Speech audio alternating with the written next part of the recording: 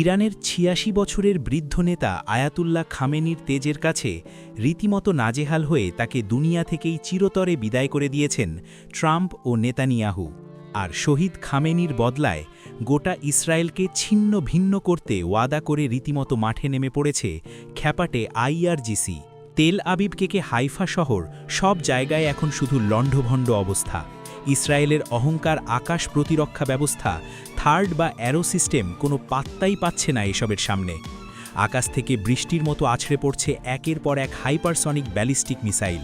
মোসাদের গোপন আস্তানা মাটির নিচে হলেও এবার আর রেহাই মিলছে না। বাংকার বাস্টার দিয়ে একদম পরপারে পাঠিয়ে দিচ্ছে ইরানের মিসাইলগুলো। অন্যদিকে এখন ট্রাম্প প্রশাসনের যেমন ঘুম হারাম হচ্ছে, তেমন নেতানিয়াহুরও শয়তানি চাল বুমেরাম হয়ে ফিরে এসেছে। আন্তর্জাতিক গণমাধ্যমগুলো ভিমরি খাচ্ছে এমন নিখুঁত আর ভয়ঙ্কর অ্যাকশন দেখে।